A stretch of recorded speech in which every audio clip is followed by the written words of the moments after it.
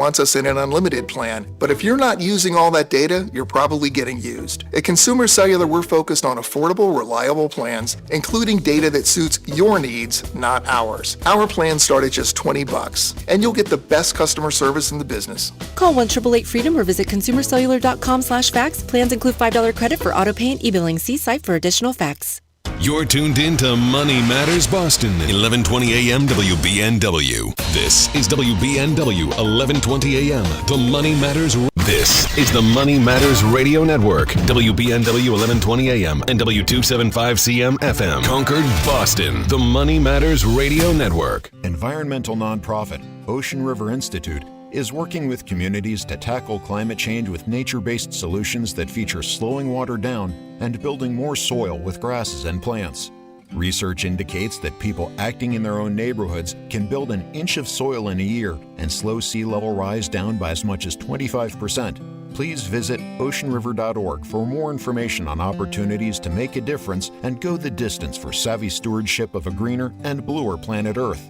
Mark Vonner is the CEO of Veterans Development Corporation. Mark is a career military man, having served for nearly 20 years, and we are so thrilled to have him and his company as a key partner and the presenting sponsor of the DAV 5K Boston. Mark comes from a proud military family, including his father Victor and his brother Timmy. Mark talks often about how serving his country was one of the greatest achievements of his life, and that's one of the key reasons that he chooses to give back to this special community. Mark is honored to continue his legacy that his father started when he built Veterans Development Corporation. Working to help many disabled veterans and their families has become a lifelong goal for Mark, and it's why he's taken the time to fully support the DAV Department of Massachusetts. You can join Mark Vonner and Veterans Development Corporation and help our great American heroes today by making a donation or becoming a sponsor. Simply visit dav5k.boston. That's dav5k.boston. Hey, listen, are you a 50-year-old person looking for term life insurance? Then you need to talk to Bob. Bob specializes in helping people find $1 million or more of term life insurance for a couple of $100 a month. Look, you need to know there's a price war in the term life insurance business, and you may be paying too much. Call Bob, and he'll shop and see how much money he can save you. Look, this could be the last term life insurance policy you ever have. Your rates are guaranteed for the next 20 years. That's right, guaranteed level rates for the next 20 years. And if you're a smoker or your health is not perfect, Bob has great rates for you too. So for $1 million of term life insurance coverage for a couple of $100 a month, call Bob right now. 800-965-7987. 800-965-7987. 800-965-7987. That's 800-965-7987. Paid for by Term Direct. Hi, this is Chuck and Mike from the Armstrong Advisory Group, and our guide this month is titled Inflation and Your Retirement Plan. Mike, why is it so important for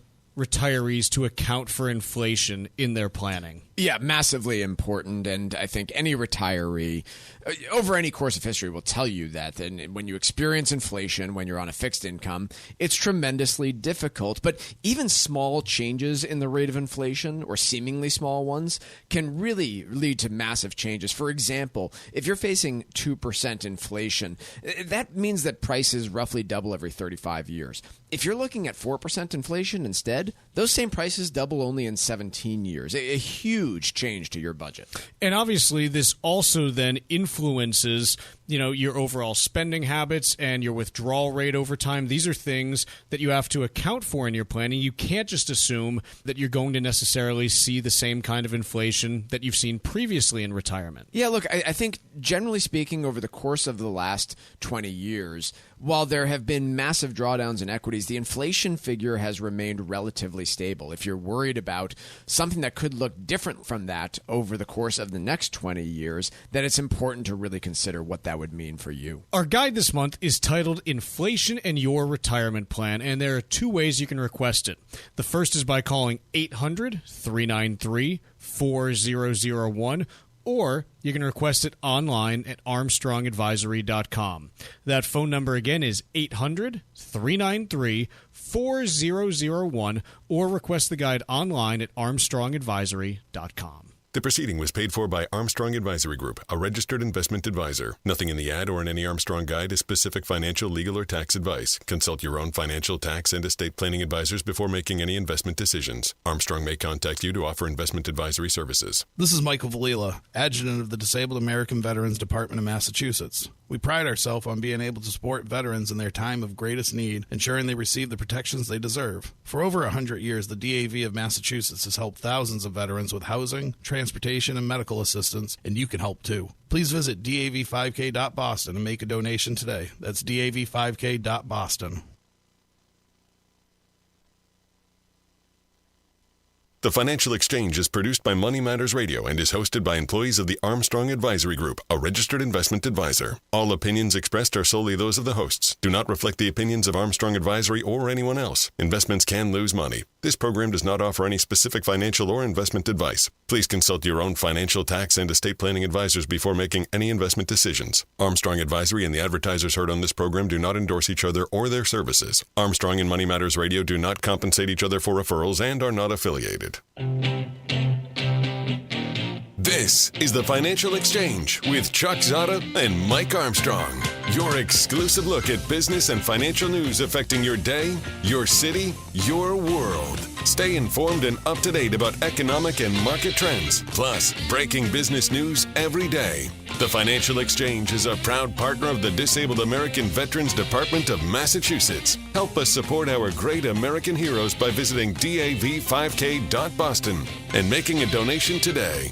This is the Financial Exchange with Chuck Zodda and Mike Armstrong.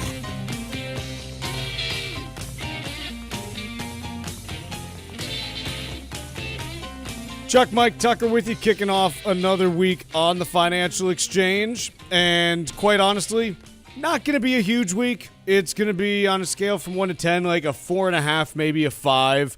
So if you got a little bit of, overseeding to do out in the yard, if you're starting to get the leaves all bagged up because, hey, the trees are dumping them in mid-September since we haven't gotten any rain in 8 months, this is the week to do it. Not next week. It has been very pretty. It has been. It has been. But this week, we do still have a few things that we're going to be paying attention to. Most notably, Jay Powell's going to be speaking on Tuesday. Always interesting to hear what he has to say, and obviously it can be a market-moving event. Thursday, we're going to be getting some existing home sales data as well as jobless claims for the week. And then on Friday, we're going to be getting PCE data, including the PCE price index, which is the Fed's preferred measure of inflation. And so that always has the potential to be a market-moving event, though at this point, everyone's so darn good at backing into it because of the inputs from PPI and CPI that it's been a while since we've had a real PCE surprise where we've been like, where did that come from? So I think overall, from a data perspective, not necessarily the most exciting week, but a couple interesting things that I always like to point out. First, it is the week after an options expiration, which tends to potentially jar things loose a little bit. So you've got the potential for a little bit of volatility that could be out there. Other things that you pay attention to. Last week, a bunch of corporate tax payments were due, and so you had a bunch of money flowing into the U.S. Treasury. Does that disrupt things from a liquidity perspective? Again, kind of mechanical under the surface things that may or may not matter and probably aren't the most exciting, but still have the potential to contribute to a week that's out there. And then when we look on the earnings side of things, a few companies that I think are worth paying attention to. Micron Technology reports earnings tomorrow, so we'll see what they say. It's been kind of a disappointing quarter for semiconductor earnings, but the sector as a whole has been fine just because it continues to chug along somehow. And then on Thursday, we got Costco reporting earnings. What do they tell us about how households are spending and what they're seeing in terms of trends? I think that'll be an interesting one to get some information on as well. In terms of unscheduled stuff, there's been plenty too. Obviously, over the weekend, we had the news on the H-1B visas, which I was having dinner with people on Saturday night who affected their firms. So a lot of busy weekend emails going around there. You do have a looming. What a Friday news dump, huh? I know. What a Friday news dump. You've got a very seemingly proposed TikTok deal that may be going forward sooner than anybody anticipated. And then you also have some pieces on looming government shutdowns, which will, again, it's Monday, so give it some time. That'll come to the very last second. But we are staring down a potential government shutdown here over the coming week or so. Not to mention, Supreme Court is reviewing a number of cases from the Trump administration, and there's other stuff working its way through the courts as well. So we have the potential for more unscheduled news throughout the next couple weeks. And this is before we even get to the possibility of yet another Argentinian default that is far from certain. And certainly the Argentinians are trying to manage things the best they can. But gosh, if you haven't been watching what was going on in Argentinian bonds over the last month or so, there's been, some renewed interest, especially in the last week. When was the last one? Are we that overdue for an Argentinian default? It's been more than 18 months? Hang on, give me just 1 second. I need to, okay, let's see. No, that one was from 2005. Hang on, I gotta see when these have happened here. Let's see. Oh, this is just an article called "Endless Defaults: The Curious Case of Argentina." That sounds kind of fun. Google's AI was able to give me 01. Yep, 01. A series of them between 05 and 2010. Yep. It was really one that was in multiple stages. Yeah, 2014. I don't remember that one. Country was declared in default by the ISDA because it could not pay holdout creditors. So it looks like that might have been looming from the 20. Yeah, I don't remember that one. 2019, they failed to make payments. I do remember 2019. And then 2020, they again defaulted and restructured on their international 5 years. bonds. I mean, yeah, they're overdue. It sounds like we might be getting there. So there's a lot that is in the air, and this is even before you get to some of the other stuff.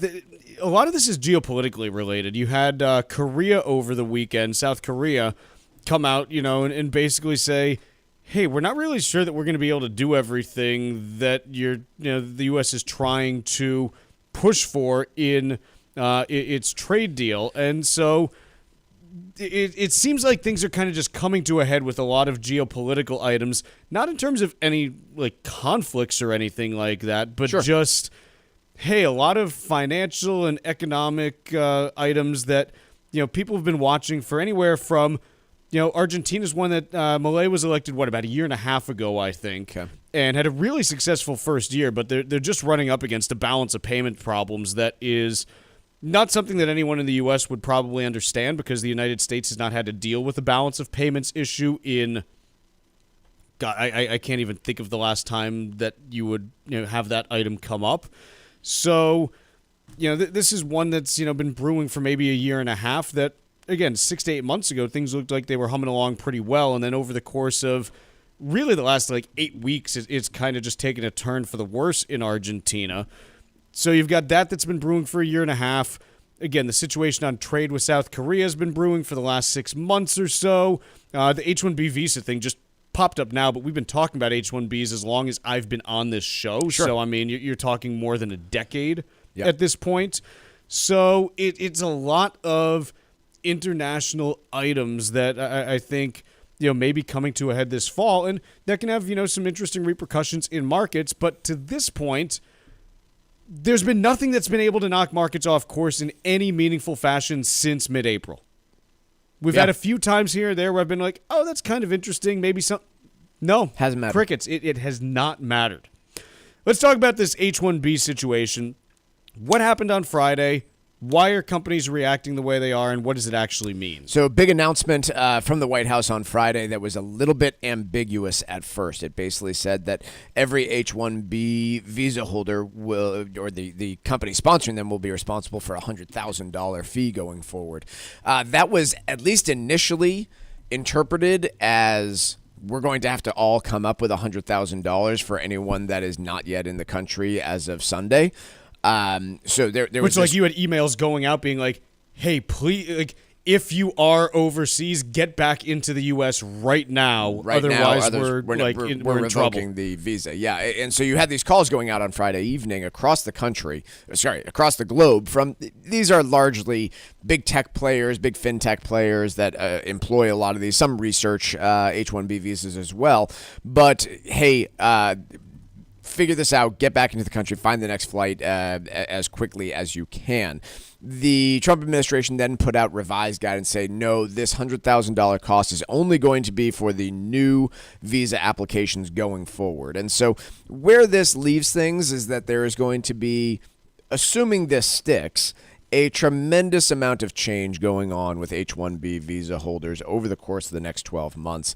But I think we kind of have to start with the framework of who hires these people, why do they use this visa product, and what has it really become these days? Because it has, to your point, Chuck, been something we've talked about at length for the last decade and has faced significant changes. First under Trump administration 1.0, those changes were really seen during the Biden administration, and then you're now seeing this new change come 2025. So when we look at who is predominantly, in terms of, because here's the thing, there's two different groups that I think are worth talking about when it comes to H-1B visas. Not two different groups. It's really two ways that you can break this down.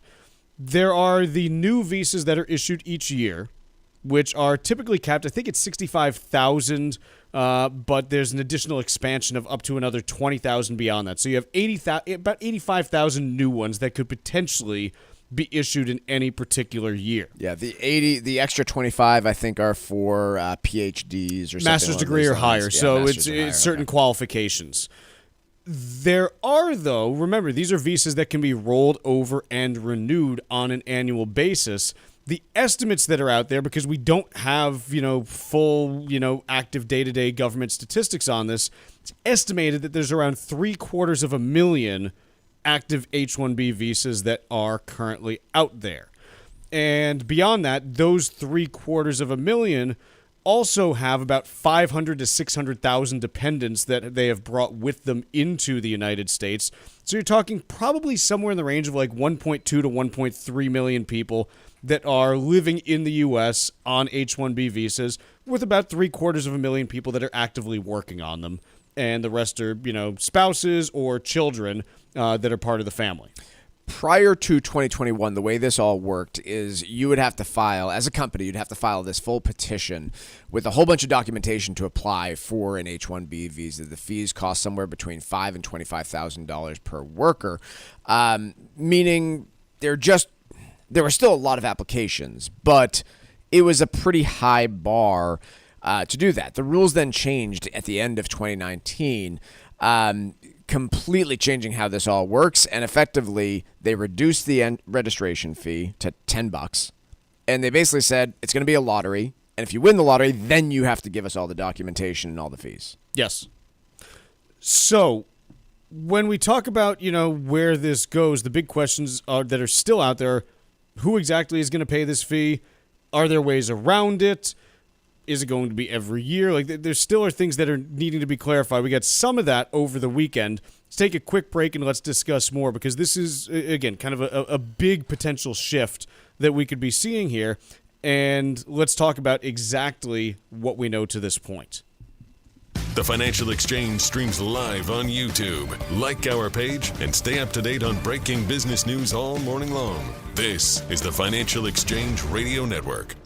Artificial intelligence is changing the way companies invest and how markets move. Add to that global trends like international outperformance, a weakening dollar, and shifting bond yields, and you've got a complex landscape for investors. This is Mike Armstrong from the Armstrong Advisory Group, and we're hosting 2 financial seminars this fall to help you understand what it all means. Join us at Margaritaville Resort, Cape Cod on October 9th, or at the Showcase Superlux in Chestnut Hill on October 16th. Call 800-393-4001 to reserve your your seat. We'll talk about how diversification and preparation may help you navigate uncertainty so your plan is ready. Don't miss this chance to get a clearer picture of your financial future. Register today by calling 800-393-4001 or on our website, armstrongadvisory.com. The proceeding was paid for by Armstrong Advisory Group, a registered investment advisor. Nothing in the ad or in any Armstrong guide is specific financial, legal, or tax advice. Consult your own financial, tax, and estate planning advisors before making any investment decisions. Armstrong may contact you to offer investment advisory services.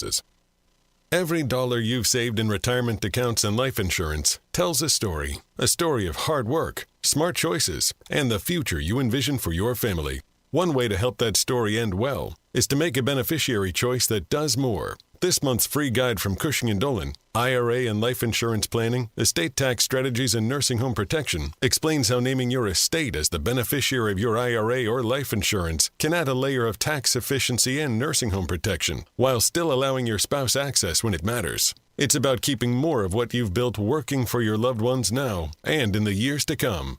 Get your free copy today by calling 866-848-5699. That's 866-848-5699. Or you can request it online from our website, legalexchangeshow.com. The proceeding was paid for and the views expressed are solely those of Cushing & Dolan. Cushing & Dolan and or Armstrong Advisory may contact you offering legal or investment services. Cushing & Dolan and Armstrong Advisory do not endorse each other and are not affiliated.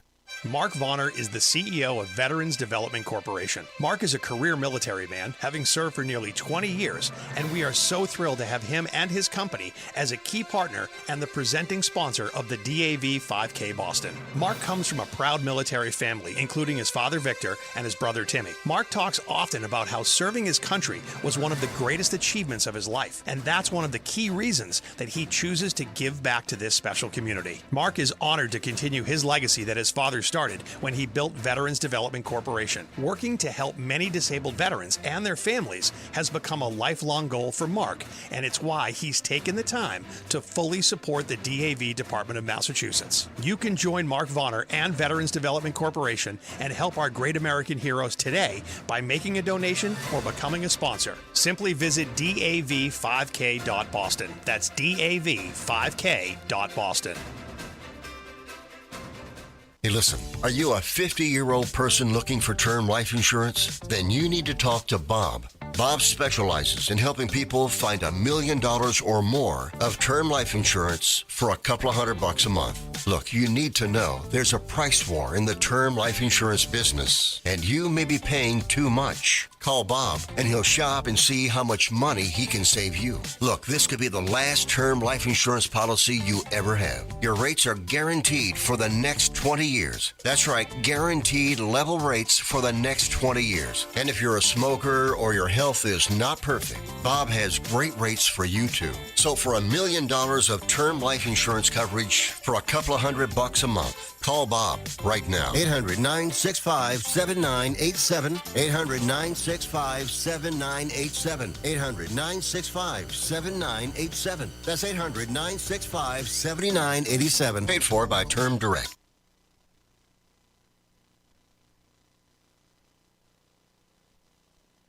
Miss any of the show? The Financial Exchange Show podcast is available on Apple, Spotify, and iHeartRadio. Hit the subscribe button and leave us a 5-star review. This is the Financial Exchange Radio Network.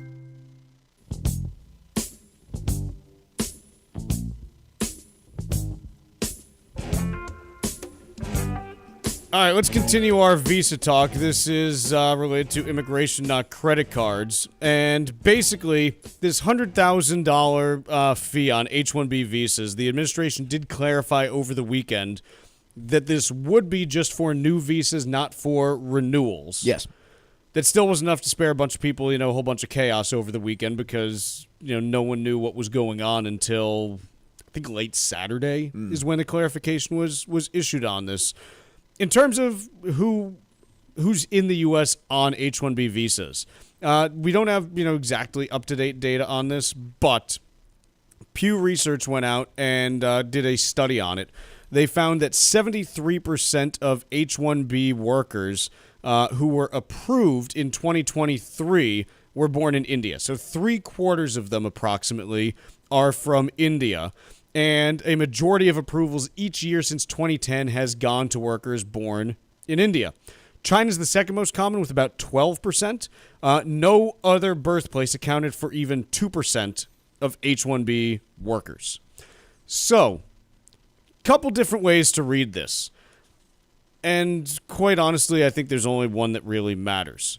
This is between the United States and India in terms of money. Which is also why I'm not sure that this sticks, right? I mean, there's no reason that I can think of to say that this isn't a negotiating point with U.S. and India, right? Like, why wouldn't this be on the table should they get to the bargaining table when it comes to tariffs and all other sorts of things? The way that these visa programs have, I am not, creating the wheel on this. I found a pretty good piece by Michael Green, who's a chief strategist and portfolio manager for Simplify Asset Management, and he pointed a few things out. One, since that change in 2019, the system has kind of changed in terms of how it works. And what it's become now is, at least in his opinion, a really easy opportunity for staffing firms to flood the system with a bunch of applications and then put these people into roles at Google, at Microsoft, at these other companies to basically offer wages at a far lower rate than what you'd be able to hire for the same thing in the United States. Which is why a lot of people that have looked at the H-1B visa program have said, look, if you're going to allow for these unlimited applications with no fees, don't make it a lottery system. Make it an auction system where it's, hey, if you are Google and you're bidding on a role, if you don't put enough up as a salary for that role, you're going to get outbid and not get the worker. In 2021, there were 269,000 applications. In 2024, there are 759,000.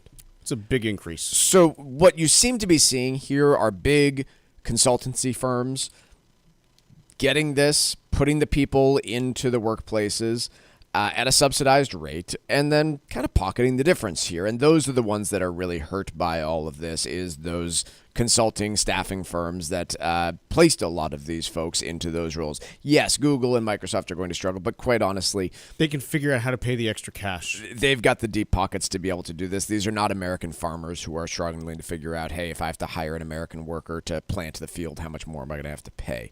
So an extra couple $100,000 for each of these employees is a rounding error on Microsoft's bottom line. Right. And, Michael pointed out a few things. One, he pulled the average hourly earnings of all employees in information roles and looked at them since 2020. And he pointed out what he considers to be a statistically significant drop in incomes in that specific area that he at least in part blames on this. I'm sure you could blame it on other things too.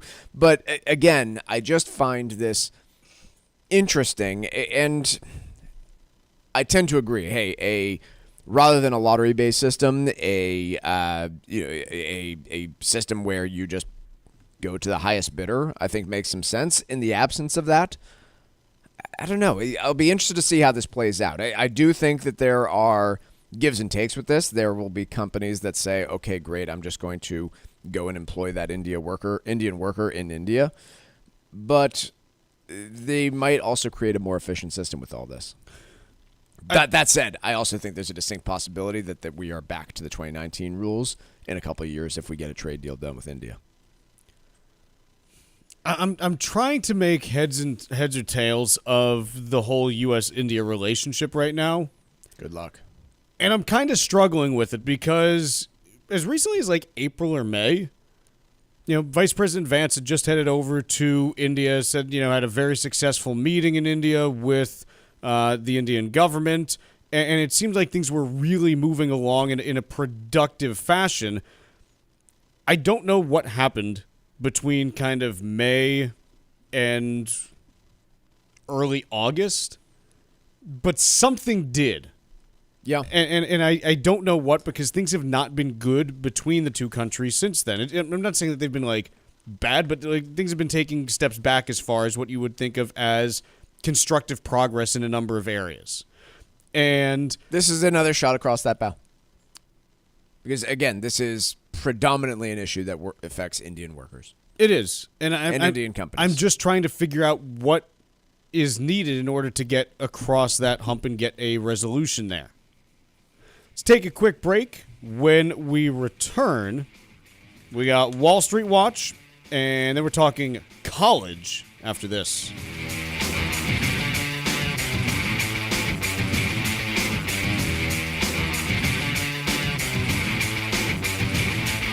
Like us on Facebook and follow us on Twitter @TFE Show. Breaking business news is always first, right here on the Financial Exchange Radio Network. Sometimes we know what's next. Other times, it's impossible to know. Life can change in an instant.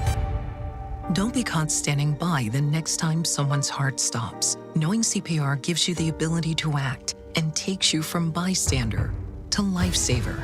CPR is a life-saving skill. Join the nation of lifesavers today by learning CPR at heart.org/nation. National support for CPR education provided by Elevance Health Foundation. It happens all over Massachusetts. Can you tie my shoes? In every home and every community. Be careful on your bike. Learning can happen anytime, anywhere. We'll see you at practice this weekend. And no matter how learning takes place in your family's life, DESE is there as your partner. The Massachusetts Department of Elementary and Secondary Education. Never stop learning. Find out more at mass.gov/back-to-school. Sponsored by the Massachusetts Department for Elementary and Secondary Education. New Englanders love the Caribbean, and now there's a Caribbean travel channel available for you to learn all about Caribbean culture while you're planning your next trip to your favorite island. The TravelShareIt.com marketplace is loaded with information about the arts, festivals, food, and music throughout the Caribbean, and is an interactive website featuring daily travel deals to any island of your choice. Book your next Caribbean vacation on the most comprehensive travel channel for the islands, TravelShareIt.com. That's TravelShareIt.com.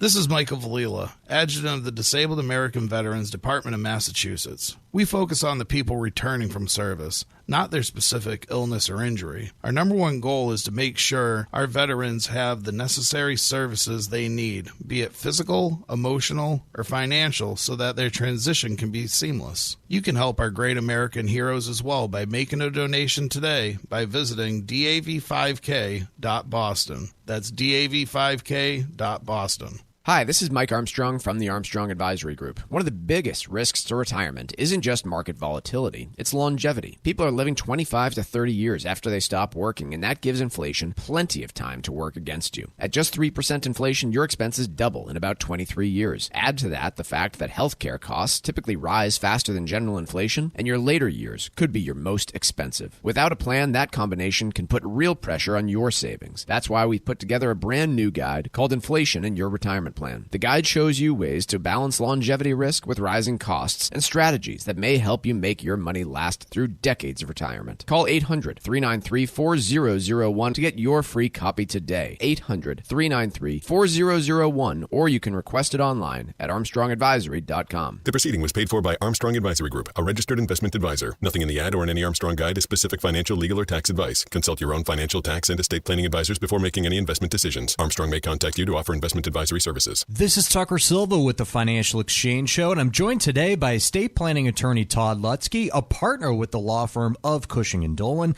with a master's in taxation. And today we're talking about choosing beneficiaries for your IRA. Todd, what is the best way to deal with qualified retirement plan assets, and can they be transferred to these irrevocable Medicaid trusts? So this is a tough asset in general. When you're dealing with retirement plan assets, it's difficult from an estate planning standpoint or a Medicaid planning standpoint to deal with them. Why? Because they have both an income tax component and an estate tax component, right? They're taxable when you take them out, and when you die, they're subject to your estate tax. So the general way to do this would be, one, you can name the spouse as the beneficiary of the IRA, or you can name the kids the beneficiary of the IRA, or sometimes you can name the trust the beneficiary or the estate the beneficiary. But it all depends on the size of your estate, the size of the IRA. But the one thing you really can't do is you can't take the asset and transfer it to the irrevocable trust or revocable trust while you're living. Otherwise, it will create a income taxable event. So tough to plan for those in advance unless you name the estate the beneficiary. Educate yourself about the estate planning process. Request your free copy of Todd's brand new guide called Why Name Your Estate an IRA Beneficiary right now by calling 866-848-5699. That's 848-5699, or you can request a copy from their website, legalexchangeshow.com. The proceeding was paid for, and the views expressed are solely those of Cushing & Dolan. Cushing & Dolan and/or Armstrong Advisory may contact you offering legal or investment services. Cushing and Armstrong do not endorse each other and are not affiliated.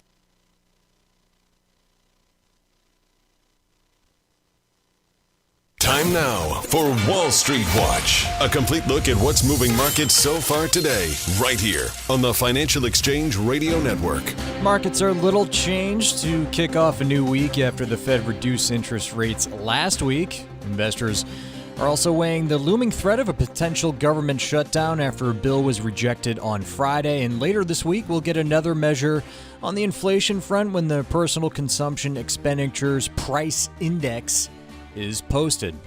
Right now, the Dow is down by 0.1% or 68 points. S&P 500 edging 3 points higher. NASDAQ up nearly 0.2% or 42 points. Russell 2000 is down about 0.1%. 10-year Treasury yield flat and is currently at 4.141%. Crude oil down about 0.7%, trading at $62.23 a barrel. Some merger news in the real estate space this morning after Compass agreed to acquire Anywhere Real Estate for $1.6 billion. Compass shares are down about 9%, while Anywhere Real Estate stock is surging about 59%. Meanwhile, Pfizer agreed to pay up to $7.3 billion for anti-obesity drug maker Metsera. Pfizer stock is up over 2% on that news. Elsewhere, Washington Post is reporting that the Trump administration plans to announce today that pregnant woman's use of Tylenol is potentially linked to autism. Shares in Tylenol parent company Kenvue are sinking nearly 6% on that news. Fox is up by about 2% after President Trump yesterday said the Murdochs are likely to be involved in the deal to save TikTok in the U.S. Morgan Stanley upgraded Applied Materials to overweight from equal weight, where the bank noted that the chip maker trades at an attractive valuation relative to peers. Applied Materials shares are up about 3%. And Warren Buffett's Berkshire Hathaway completely exited its investment in Chinese EV maker BYD. Berkshire made its initial purchase 17 years ago at the urging of Charlie Munger. I'm Tucker Silva, and that is Wall Street Watch. Can we just say Anywhere Real Estate is a bad name for a real estate company? One, it's just not creative. Two, what's real estate? It is creative. What's real estate all about? Location. That's why it's creative. Yeah. It's also, if you do want to make a case, it's horrible because if you try to run a search engine for it, you just get all kinds of random stuff, which is why I think that here's one thing that I will say. You know how we rip on companies for coming up with names that don't make any sense? Yeah, it's better than putting a plus next to every product. Or just using a word as your thing. Let's say that you sell barbecue stuff. If you put down barbecue stuff as your business name or beef barbecue, no one can find you online because it's impossible to until your brand is built up to the point where you're the number one search result. I also prefer it over a company like Vernova, who just makes up a word that doesn't exist. And no, see, I think the made up word is the way you have to go into. I've changed my tune on this for a couple reasons. The first is the one that I just said. The second, Mike, all words are made up. Yeah, they are, but we make up words on the financial exchange all the time. Yeah. There's a reason why everyone walks around saying below toe now. Yeah. There's a reason why people say, what was the transitory one that we had? Oh, intermediatory. There's a reason why that's in the lexicon now, and people are, speaking this on a regular basis. I'm mostly talking to myself, which is why I hear these words so often. Let's talk a little bit about what we're seeing in colleges right now, specifically as it relates to international students. Colleges love wealthy international students. They do. They pay full boat. They definitely need housing. Correct. And so basically it's, hey, if you are a college that is trying to figure out how to, make the P&L look decent, full boat international students have historically for the last 30, 40 years been the way to go. Yep. And the question now is, hey, you had in the 2023-24 school year a record 1.1 million international students in U.S. colleges, which is, again, like a huge number. They contributed approximately $43.8 billion to the U.S. economy through their combination of tuition, food, and living expenses. This is according to NAFSA. I don't know what NAFSA stands for. It says NAFSA, Association of International Educators. So part of it is an acronym and part of it's spelled out, so I don't know what that means. Does it mean anything? I'm working on it. Okay. You're seeing the same thing I'm seeing. Yeah. It's like, how do you spell out part of the name but not all of it? Yeah. Anyways, what you're seeing now is the question of not so much the students that are already in the U.S. that have questions about, their visa or immigration or things like that, but the ones that are applying for subsequent years are saying, hey, is it worth it for me to come to the U.S. given that there may be questions about my visa or legal status or things along those lines? And does that potentially present an impact not just to the colleges, which it obviously would hurt dramatically, but to the broader U.S. economy as a result of that? The NAFSA stands for the National Association of Foreign Student Advisors, just so you know. There we go. Yeah, I mean, look, foreign students in our schools, I think we should just actually ask about the impact, right? As a student, you probably appreciate that too. The financial aid that is provided to you is in part kind of being subsidized by... Not in part. It is directly being subsidized by these foreign students. I think there's a few very legitimate questions like, hey, should we have national security concerns about students from Iran and China Chinese coming students. to the U.S. Yes. and studying things like physics and engineering and all sorts of... 110%. Yes, we should absolutely have those concerns.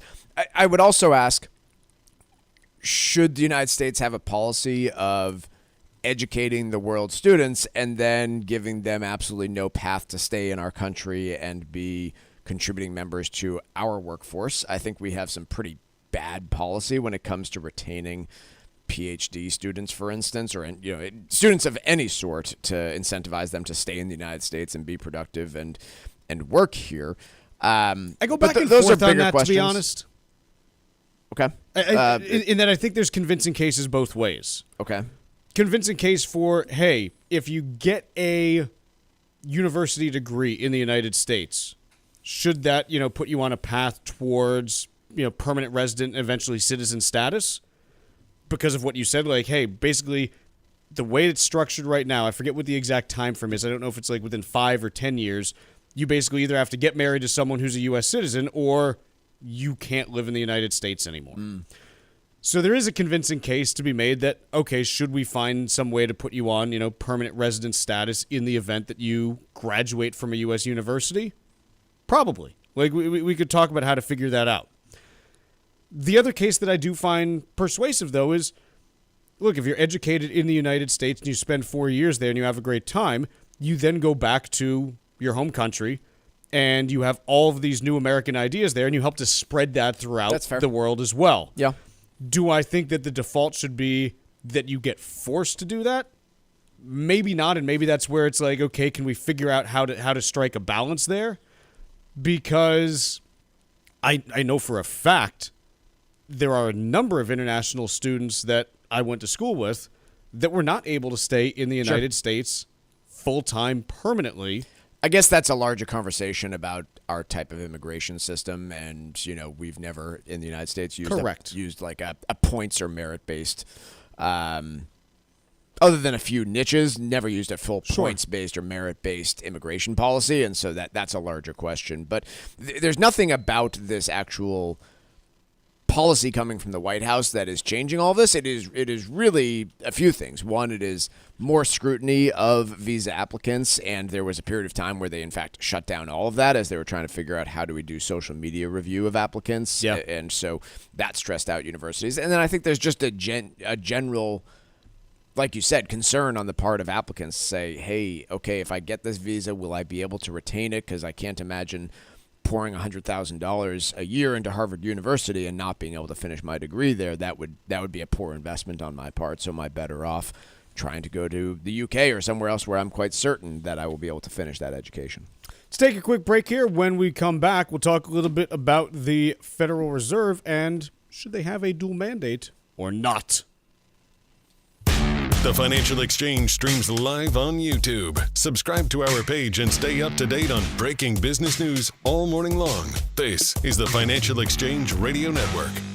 This month's free guide from Cushing & Dolan is called IRA and Life Insurance Planning, Estate Tax Strategies and Nursing Home Protection. Learn how naming your estate a beneficiary can reduce estate taxes, protect assets from nursing home costs, and avoid the 5-year Medicaid waiting period. Call 866-848-5699 to get your free guide today, or request it online at LegalExchangeShow.com. The proceeding was paid for, and the views expressed are solely those of Cushing & Dolan. Cushing & Dolan and/or Armstrong Advisory may contact you offering legal or investment services. Cushing & Dolan and Armstrong Advisory do not endorse each other and are not affiliated. This is Michael Valila, Adjutant of the Disabled American Veterans Department of Massachusetts. The DAV of Massachusetts has helped me and countless others adjust to civilian life through a variety of incredible programs. Through our local Veterans Assistance Program, we provide necessary services to veterans and their communities, such as food shopping, landscaping, and companionship, but we need your support. You can help by making a donation today. Please visit dav5k.boston. That's dav5k.boston. This fall, why just watch the leaves change when you could watch the sunset over turquoise waters? The U.S. Virgin Islands are your perfect fall escape. Set sail on the sparkling blue sea, snorkel colorful reefs, kayak through calm lagoons, or try to reel in the big one with world-class sport fishing. Then, explore Charlotte Amalie, the capital of St. Thomas, with its historic streets and duty-free shopping. Ferry to St. John's Virgin Islands National Park for hiking and secluded beaches. And finally, experience the culture, festivals, and rum of St. Croix. 3 incredible islands, countless experiences, and something for everyone to enjoy. With easy travel from New England, no passport required for U.S. citizens, and no money to exchange, paradise is closer than you think. So why wait? This can be the season you fall naturally in rhythm with the heartbeat of the islands in America's Caribbean. The U.S. Virgin Islands. Plan your getaway now at visitusvi.com. That's visitusvi.com.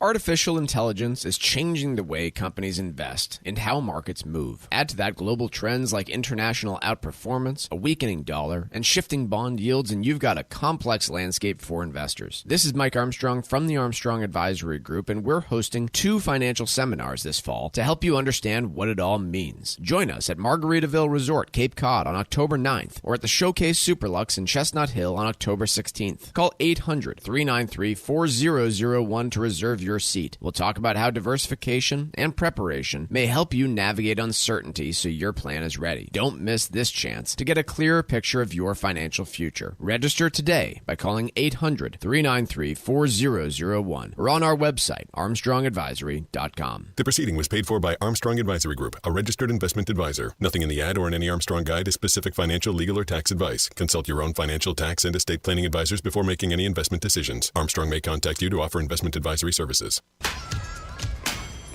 Here at the Massachusetts Department of Elementary and Secondary Education, we are committed to all students not only attending, but succeeding at school. Your presence is powerful.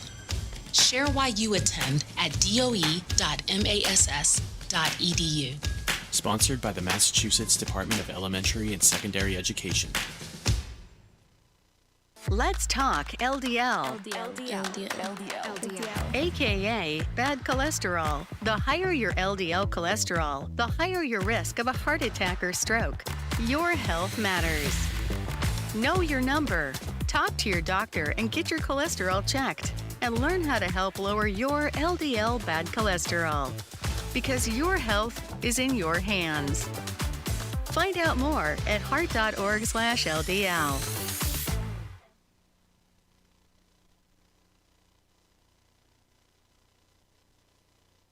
Text us 617-362-1385 with your comments and questions about today's show, and let us know what you think about the stories we're covering. This is the Financial Exchange Radio Network.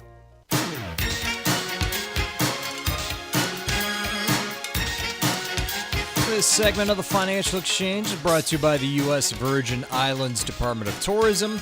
Looking for a getaway that's easy, warm, and unforgettable? Discover the magic of the U.S. Virgin Islands, St. Croix, St. Thomas, and St. John. Just a short flight from New England with no passport needed and no money to exchange. Soak up the sun, stroll along white sand beaches, and feel the rhythm of the heartbeat of the islands.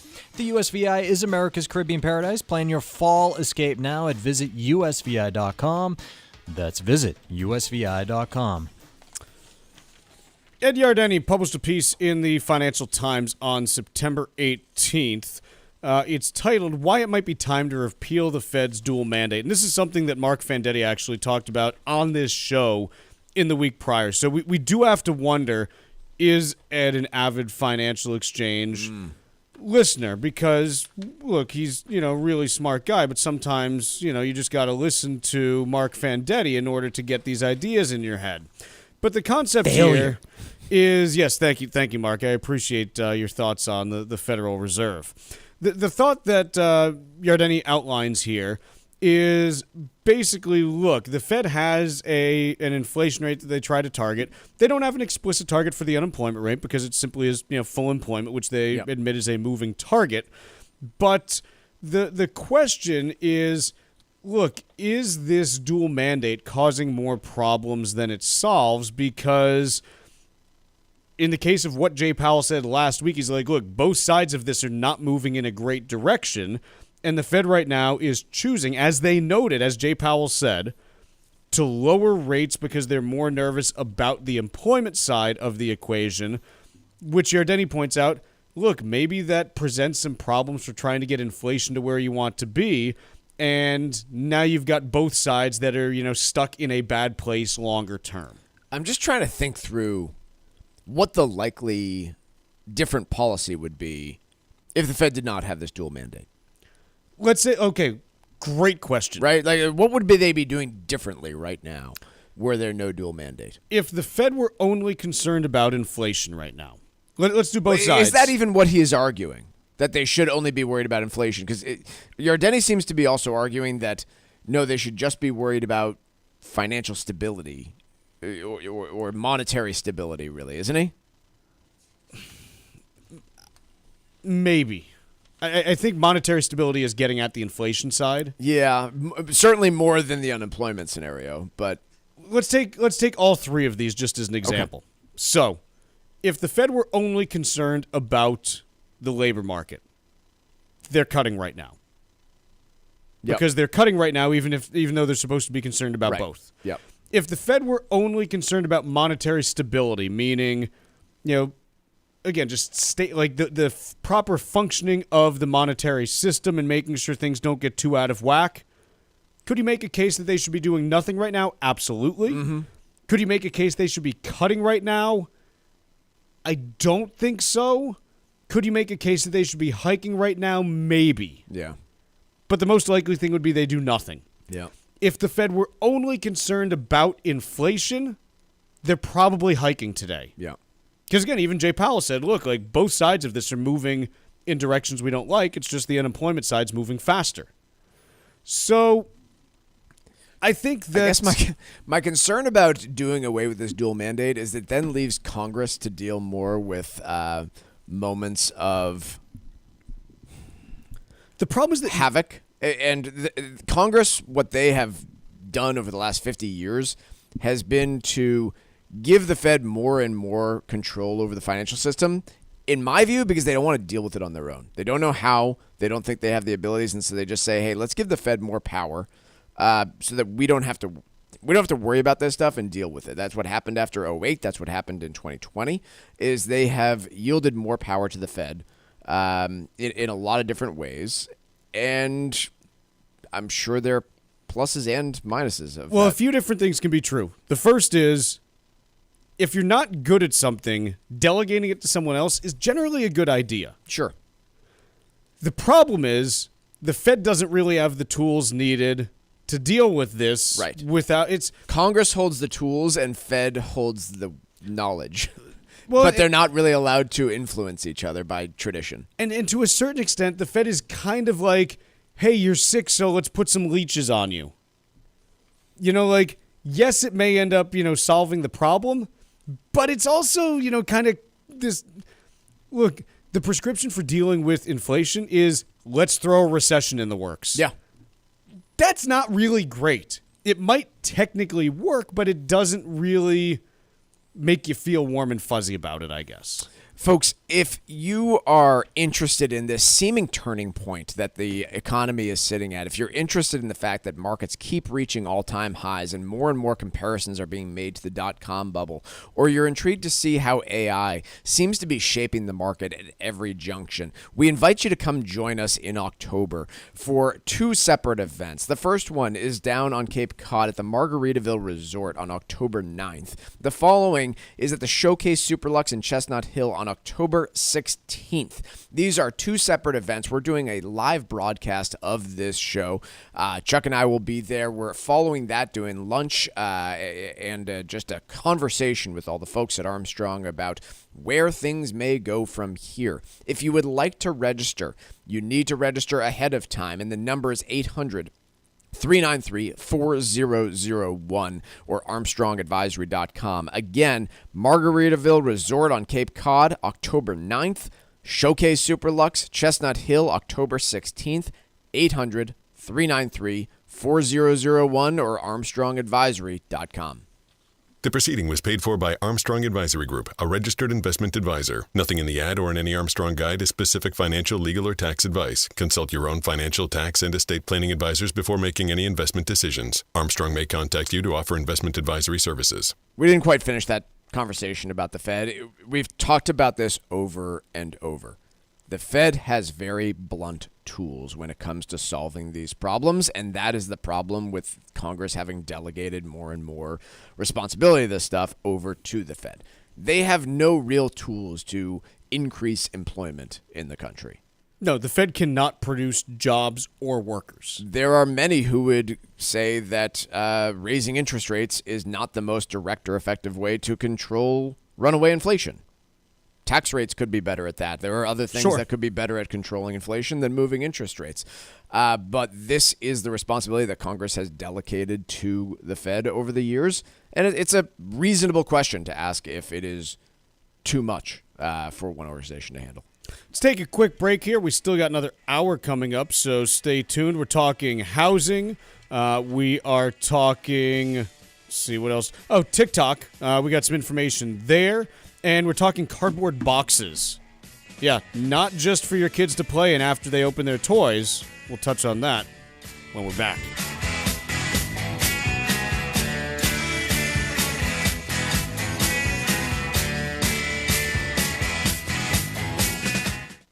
Are you over the age of 50? Want peace of mind and financial security for your family? Here's an important message to you from Senior Care USA. The average funeral now costs over $10,000. That leaves your loved ones the burden of paying your debts and funeral costs. Our plans start as low as $1 per day and will pay your family up to $30,000 to help pay for your funeral and other expenses. There are no medical exams, your rates will never increase, and your plan cannot be canceled, regardless of your medical conditions, as long as you make your premium payments. Get up to $30,000 in final expense insurance. Call now for free information. Just answer a few simple questions and get approved right over the phone in just a few minutes. Call right now. Call 800-378-3818. 800-378-3818. 800-378-3818. That's 800-378-3818.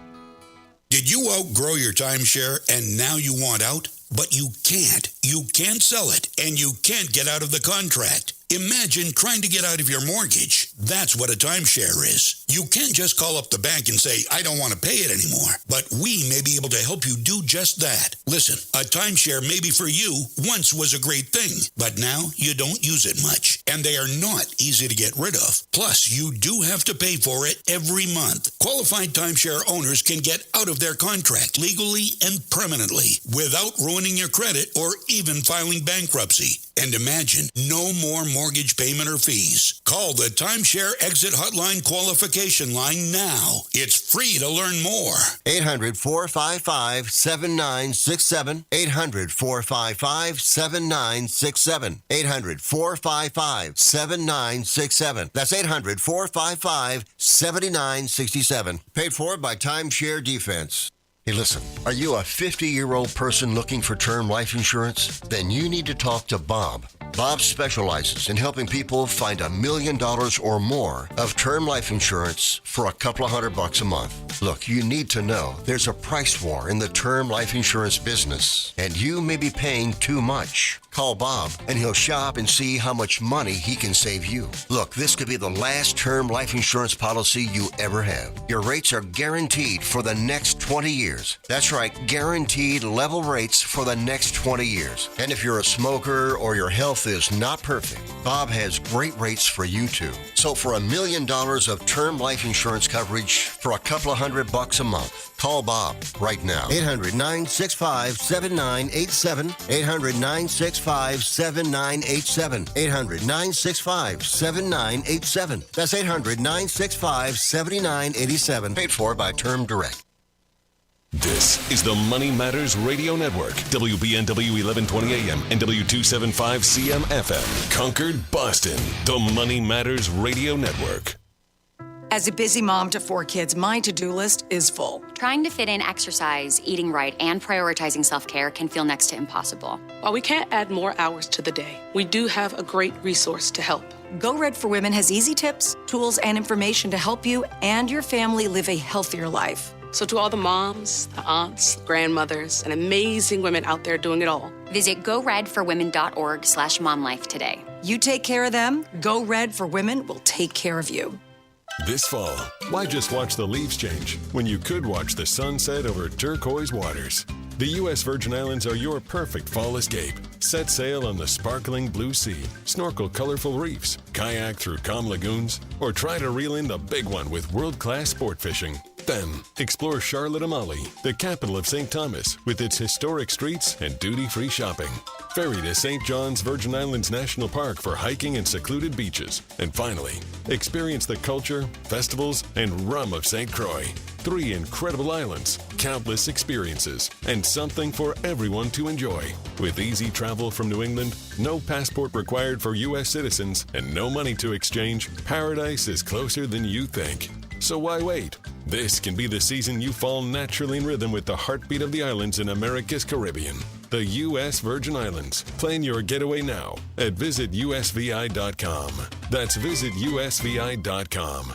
Mark Vonner is the CEO of Veterans Development Corporation. Mark is a career military man, having served for nearly 20 years, and we are so thrilled to have him and his company as a key partner and the presenting sponsor of the DAV 5K Boston. Mark comes from a proud military family, including his father Victor and his brother Timmy. Mark talks often about how serving his country was one of the greatest achievements of his life, and that's one of the key reasons that he chooses to give back to this special community. Mark is honored to continue his legacy that his father started when he built Veterans Development Corporation. Working to help many disabled veterans and their families has become a lifelong goal for Mark, and it's why he's taken the time to fully support the DAV Department of Massachusetts. You can join Mark Vonner and Veterans Development Corporation and help our great American heroes today by making a donation or becoming a sponsor. Simply visit dav5k.boston. That's dav5k.boston.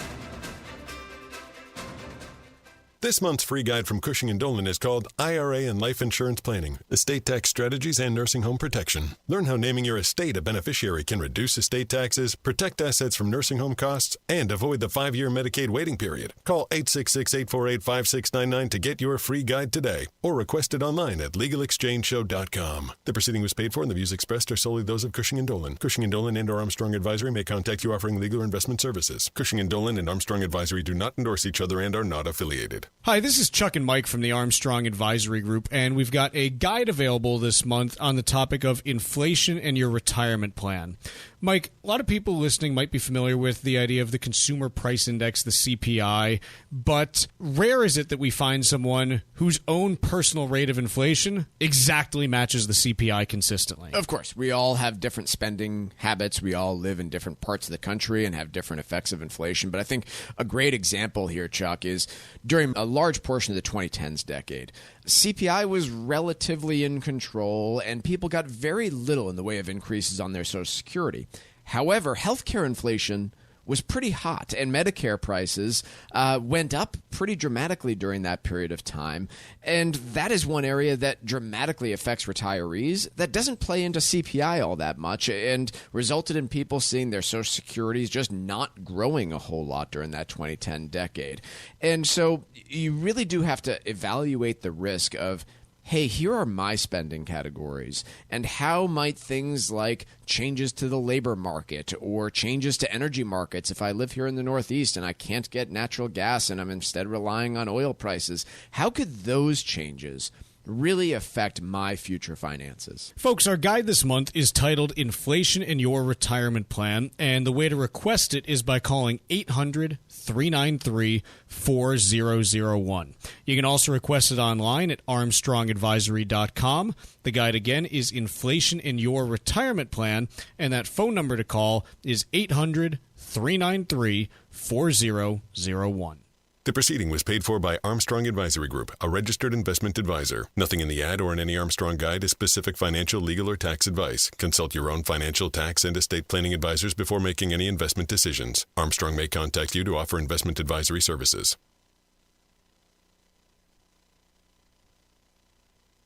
The Financial Exchange is produced by Money Matters Radio and is hosted by employees of the Armstrong Advisory Group, a registered investment advisor. All opinions expressed are solely those of the hosts, do not reflect the opinions of Armstrong Advisory or anyone else. Investments can lose money. This program does not offer any specific financial or investment advice. Please consult your own financial, tax, and estate planning advisors before making any investment decisions. Armstrong Advisory and the advertisers heard on this program do not endorse each other or their services. Armstrong and Money Matters Radio do not compensate each other for referrals and are not affiliated. This is the Financial Exchange with Chuck Zodda and Mike Armstrong. Your exclusive look at business and financial news affecting your day, your city, your world. Stay informed and up to date about economic and market trends, plus breaking business news every day. The Financial Exchange is a proud partner of the Disabled American Veterans Department of Massachusetts. Help us support our great American heroes by visiting dav5k.boston and making a donation today.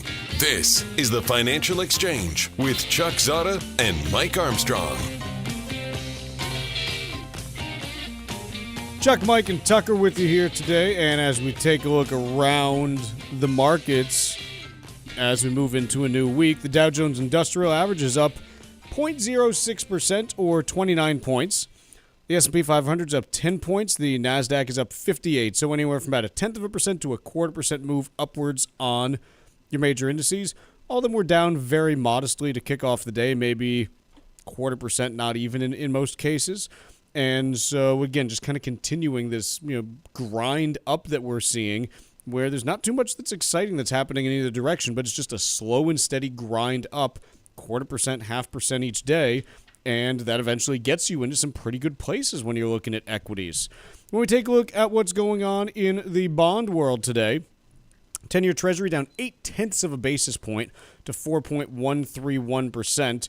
The interesting thing that is worth noting, last week, Mike, what did the Federal Reserve do with the Fed funds rate?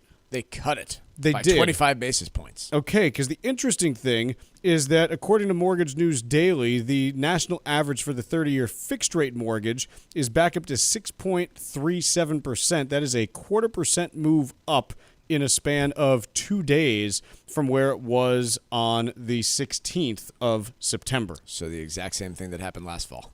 It's going to be cuts rates. It's going to be wild mortgages if we end move up up. seeing the exact same thing. It would be surprising. Now, it's been like 3 days, so let's not overreact to this. But this is what we saw last fall, where the Fed started cutting interest rates, growth came back, and the 10-year went back up north of 4.5, and the 30-year fixed-rate mortgage went back north of 7.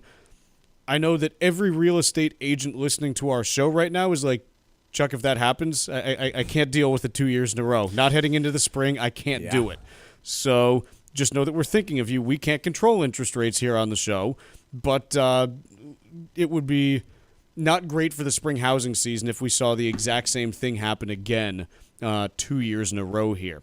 Last segment, we were chatting a little bit about the Fed, and before we move on, just want to say thanks to listener Steve, who emailed in over the weekend or last week to the show with a really thoughtful question and commentary on the Fed, its role, and was the reason we were, in fact, talking about the Fed during the last segment. So thanks, Steve, for listening. You too can text the show at 617-362-1385, and we'll do our best to get to questions and comments as they come in. But thanks to Steve for listening and writing a pretty thoughtful email. Couple other items. Oil, West Texas Intermediate, down 18 cents a barrel to $62.50 right now. The AAA national average for gas prices remains at $3.18 and 0.4 of a cent. Aside from a couple days here and there, we have been between $3.10 and $3.20 a gallon for the last 6 months, with no major moves in either direction. Finally, gold up another 54.10 an ounce to $37.59 and 90 cents today. That's another 1.5% up. It is another new all-time high for gold, and the yellow metal continues to chug along into the fall right now. So that's going on there. I want to talk a little bit about this piece here from Connor Sen in Bloomberg Opinion. It's titled, Inflation is the Lesser Evil.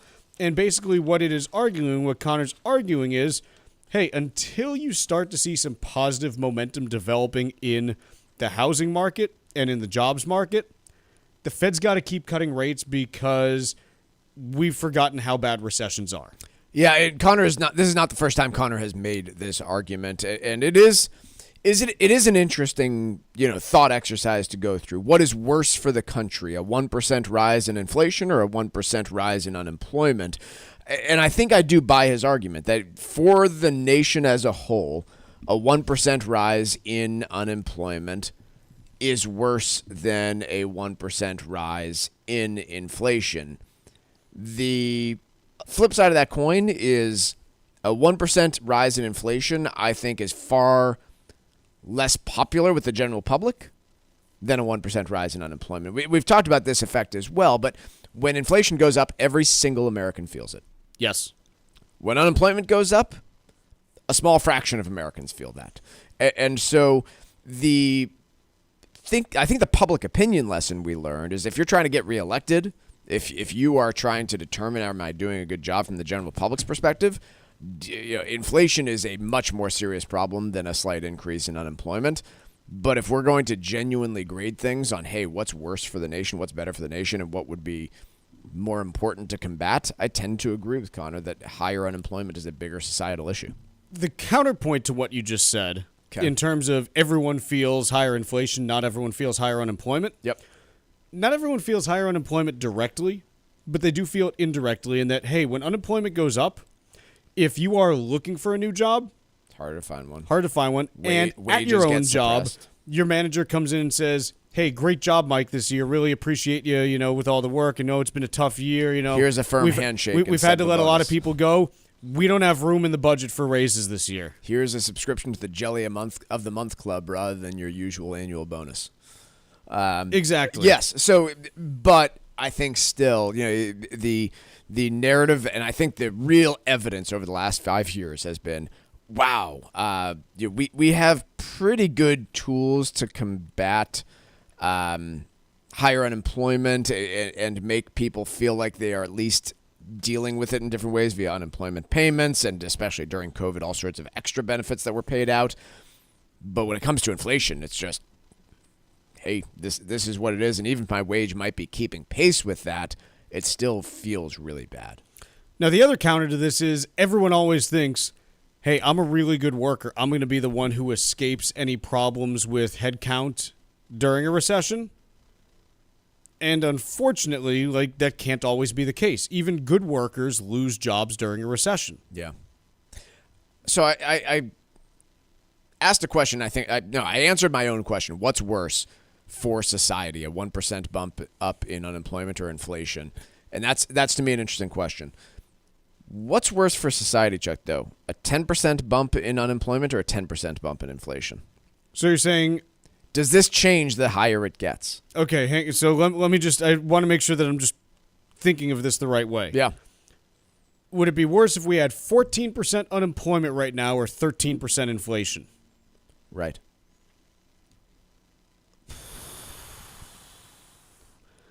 Probably 14% unemployment. Yeah, I guess it holds true regardless of the the percentage increase that you're talking about. I'm not saying either are good, but it's just like 14% unemployment means that if you know 7 people, one of them is unemployed. Yeah. And look, the average person knows more. If you know 70 people, 7 of them are unemployed. And not, retired. Like, if you know 70 working people. Yeah. I mean, like, that's also... There are two things that tend to be really destabilizing to society. Really high inflation is one, and really high unemployment is the other. Right. Because it's either, hey, we're really upset because you're making us all pay too much for this, or, hey, we're all sitting around here, we got nothing to do. Screw you guys. Like neither of these are good. Yeah. And so... Yeah, it was just a thought exercise for me. Like, is there a threshold by which inflation becomes the bigger problem? And I don't think there is. I think unemployment for society is always the bigger issue. What's the ratio? What's the magic number then? Where if we say, okay, is a 10% rise in unemployment or 15% rise in inflation worse? I think 1.5 might be around there. Because if you asked me 14% unemployment or 20% inflation, I might go with the unemployment side. If you asked me 10% unemployment or 13% inflation, I might go with the unemployment. I mean, 13% inflation is 1.5 times as bad as it got 3 years ago. Okay, so interesting thought exercise about our own feelings about this. Yes. Does the Fed share any of our feelings on this, or do they weight them? No, they don't have feelings. If you were to tie down Fed members on how they vote, do they weight these two equally? Would they agree that unemployment is a worse problem for society than inflation? Their actions tell you that they think that. Yeah. Because they tend to agree with us. At least in Jay Powell's Fed, Yep. they have always erred on the more dovish side because they have not wanted to cause a recession. Whereas there have been ample instances where they have not been, in my opinion, hawkish enough to stem the tide on inflation. Right. We should start our own central bank, Mike. I feel like the existing one might have some problems with that. We could antitrust. Sure. Yeah. Yeah. I don't think we'd have a case. Or funding. And one does not simply antitrust. I think there's another verb I need to put in there, but... No, throw out buzzwords. Okay. Democracy. Let's take a quick break. When we return, let's do a little bit of trivia, and then we want to talk return to office or the housing market? Let's go with the housing market. Okay, let's talk housing when we return. Find daily interviews and full shows of the Financial Exchange on our YouTube page. Subscribe to our page and get caught up on anything and everything you might have missed. This is the Financial Exchange Radio Network. This fall, why just watch the leaves change when you could watch the sunset over turquoise waters? The U.S. Virgin Islands are your perfect fall escape. Set sail on the sparkling blue sea, snorkel colorful reefs, kayak through calm lagoons, or try to reel in the big one with world-class sport fishing. Then, explore Charlotte-Amalie, the capital of St. Thomas, with its historic streets and duty-free shopping. Ferry to St. John's Virgin Islands National Park for hiking and secluded beaches. And finally, experience the culture, festivals, and rum of St. Croix. 3 incredible islands, countless experiences, and something for everyone to enjoy. With easy travel from New England, no passport required for U.S. citizens, and no money to exchange, paradise is closer than you think. So why wait? This can be the season you fall naturally in rhythm with the heartbeat of the islands in America's Caribbean. The U.S. Virgin Islands. Plan your getaway now at visitusvi.com. That's visitusvi.com. Mark Vonner is the CEO of Veterans Development Corporation. Mark faithfully served his country from 1981 to 1984, and we're thrilled to have him as a partner and presenting sponsor of the DAV 5K Boston. Mark comes from a proud military family that includes his father Victor and brother Timmy. Mark talks often about how serving his country was one of the greatest achievements of his life, and it's one of the main reasons he chooses to give back to this special community. Mark is honored to continue the legacy that his father started when he built Veterans Development Corporation. Working to help many disabled veterans and their families has become a lifelong goal for Mark, and it's why he's taken the time to fully support the Disabled American Veterans Department of Massachusetts. You can join Mark and help our great American heroes today by making a donation to support the DAV Department of Massachusetts. Please visit dav5k.boston. That's dav5k.boston. Are you wondering where the economy is headed? GDP is growing, but tariffs, inflation, and job numbers are making headlines. Interest rates, housing costs, and policy changes are impacting all of us. Even AI is changing how markets move. Hi, this is Chuck Zodda from the Armstrong Advisory Group. We're hosting 2 financial seminars this fall to help you make sense of it all. Join us at Margaritaville Resort Cape Cod on October 9th or at the Showcase Superlux in Chestnut Hill on October 16th. To reserve your seat, call 800-393-4001. We'll break down the economic trends, market risks, and smart strategies you need to plan for retirement and beyond. Diversification, preparation, and smart decisions are several of the keys to navigating uncertainty. Register today by calling 800-393-4001 or on our website, armstrongadvisory.com. The proceeding was paid for by Armstrong Advisory Group, a registered investment advisor. Nothing in the ad or in any Armstrong guide is specific financial, legal, or tax advice. Consult your own financial, tax, and estate planning advisors before making any investment decisions. Armstrong may contact you to offer investment advisory services.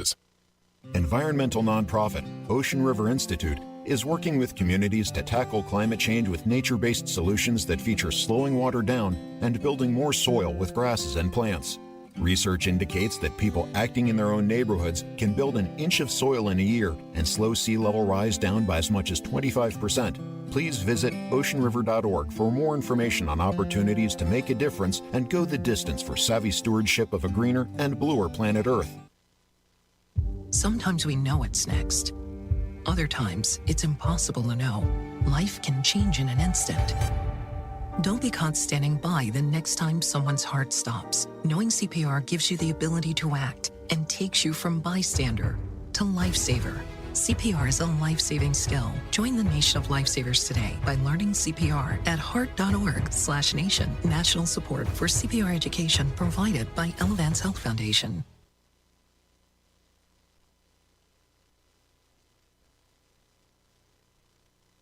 The Financial Exchange is now available every day from 11 to noon on SiriusXM's Business Radio Channel 132. Stay informed about the latest from Wall Street, fiscal policy, and breaking business news every day. The Financial Exchange is live on SiriusXM's Business Radio Channel 132. This is the Financial Exchange Radio Network. All right, time for trivia here on the Financial Exchange. And on this day, back in 1994, Friends premiered on NBC. Lisa Kudrow was pulling double duty for NBC when the show premiered.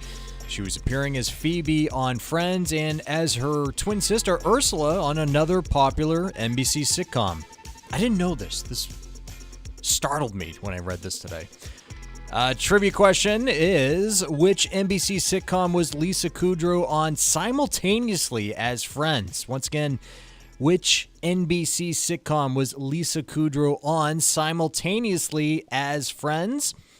Be the fifth person today to text us at 617-362-1385 with the correct answer, and you win a Financial Exchange Show t-shirt. Once again, the fifth correct response to text us to the number 617-362-1385 will win that t-shirt. See complete contest rules at financialexchangeshow.com. Piece from the Washington Post. Many Americans can't buy homes, get jobs, or move in this stuck economy. And this is kind of what we're hearing from a lot of people. Pretty wild, the chart on the percentage of U.S. population that's moved in the past year. We're down at something below 12.5% as of just 2022. COVID didn't count, but yeah, we were up in the high teens in the 2000s and 2010s decade, and we've dropped pretty precipitously. It's around 12%. Yeah, it's anything you attribute that to other than housing costs? I mean, there was a... Have we all just woken up to the fact that moving sucks? No, we haven't. I don't think that's it. I think remote work maybe plays a bigger role today, so that can account for some fractional shift. Like half of this happened, 2/3 of this happened before 2020. Right. You know, so like that, was there this huge rise in remote work from 2006 to 2018? Not really. I think. Well, let's actually. No. I'm just thinking like how people did business has changed a lot over that time, but it changed a lot more severely in 2020. So I tend to agree. I don't think that can be attributed too much. I mean, the great financial crisis occurred in there, and that forced a whole bunch of people to relocate. But again, that dropped after 2008. I think this is largely an affordability question, right? It dropped in 2008 because people lost jobs and couldn't afford to move.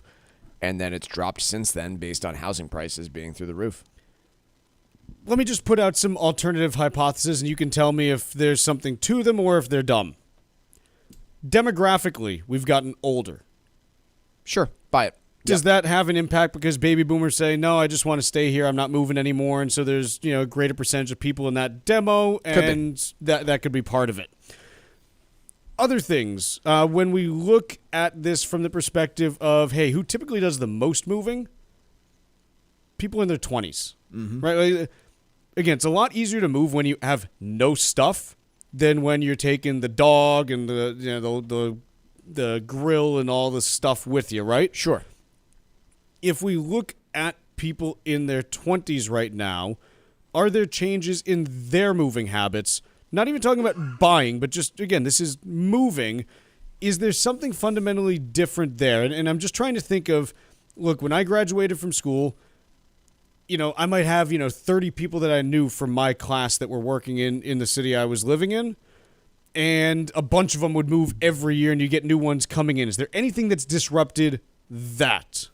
The only thing that I can think that's changed compared to a decade and a half or 2 decades ago is the financial piece of it. Those students are laden with more debt, and the cost of renting an apartment is a lot higher. Even when expressed as a percentage of your income, like all of those things are true. The college debt and the college cost compared to what you can expect to earn after college is higher as a percentage, as is the rent as a percentage of that entry-level compensation. So both of those, I think, go back to the first argument of affordability. What about business consolidation? And what I mean by this is if you look at, the largest employers in the country, they take up a bigger share of the overall employment picture than they did previously. Is there anything to, hey, it used to be that I would have had to move across the country to work at Amazon. Now they've got an office in Boston. I can do it here. It could be dumb. Like, you can tell me it's dumb. Like, it's fine. You could say something. I'm trying to think it through. Hey, is there a bigger concentration and therefore no need to relocate? I don't know that there is much there because the overall, if we were going to see an effect there, I would expect less overall employment because there's not as many competitors. There's just no need to hire quite as many people. There's not as much duplication of efforts, and we're not seeing that. We're seeing a total higher level of employment. So I'm not sure I buy that one.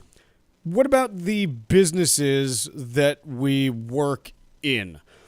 In 2006, there were 14 million people working in manufacturing. Today, there are 12 million. In 2006, there were 4 million people working in warehousing. Today it's 6 million. There were 22 million on various state, federal, and city payrolls. Now there's 23 million. Leisure and hospitality was 13 million. Now it's 17. Is there anything in terms of the mix of jobs that is making it harder to move because people don't have to move as much to find work? There could be something there. I'm not sure what would make you move more frequently as a manufacturer rather than you got to go where the sales factory rep. is. You do. Again, I point to that as mainly a remote work factor. How many people do you? I was talking to one just last Monday. Worked for 40 years in investments. Used to fly all over the place and relocate for that next consultancy job. Today, those same customers are perfectly comfortable doing all of those meetings via Zoom.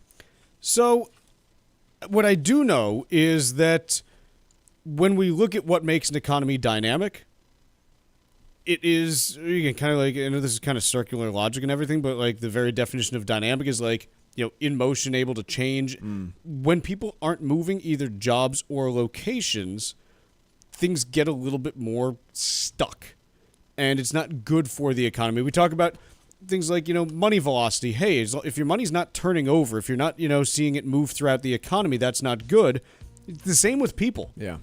You don't want like too much. We all need a little stability, but you need a little bit of, you need the catfish in there to, move things around a little bit. Quick break. When we return, we got Wall Street Watch. Bringing the latest financial news straight to your radio every day. It's the Financial Exchange on the Financial Exchange Radio Network.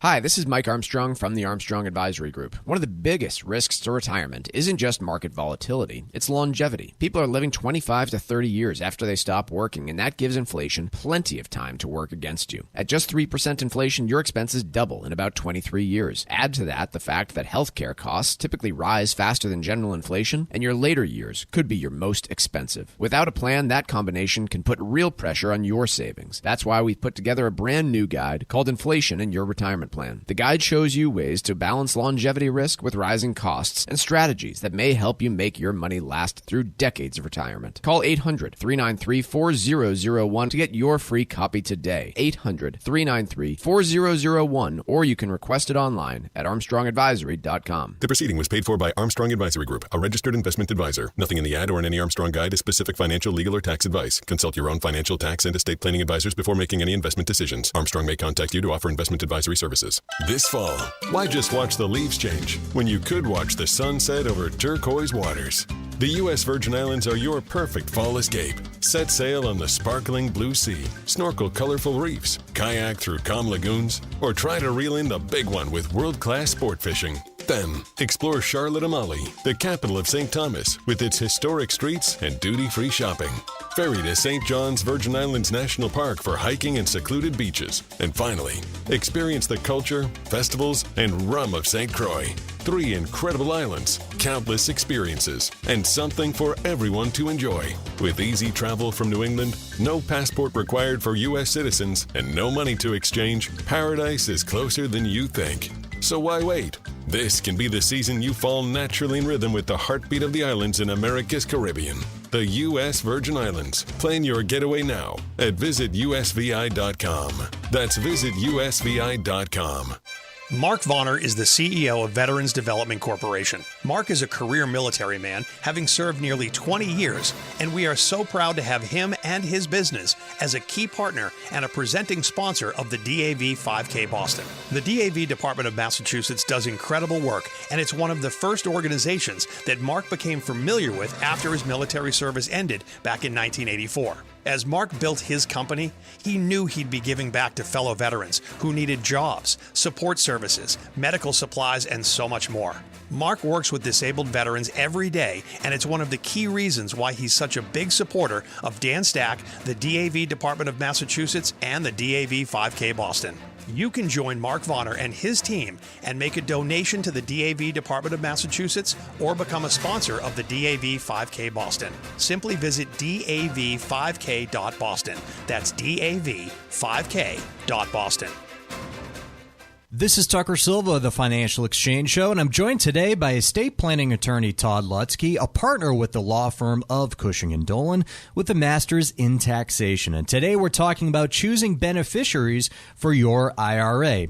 Todd, what is the best way to set up designated beneficiaries for qualified plan assets from both a Medicaid and estate tax planning perspective for a married couple? Generally, for a married couple, you have several choices. The most commonly used one is you're going to make the surviving spouse the designated beneficiary. It doesn't shelter assets from estate taxes. It just passes to the surviving spouse. It avoids probate, and it's probably the best way to go from an income tax perspective, not necessarily an estate tax perspective. Another way would be you could technically name the trust the beneficiary of the IRA when you pass. That at least will help it shelter assets for estate tax purposes and still provide for the surviving spouse. But from a Medicaid perspective, it will then protect it from the nursing home, but it'll take 5 years. Perhaps the newest and best way to do this would be to name the estate the beneficiary, provided you are over age 73 or over. That way,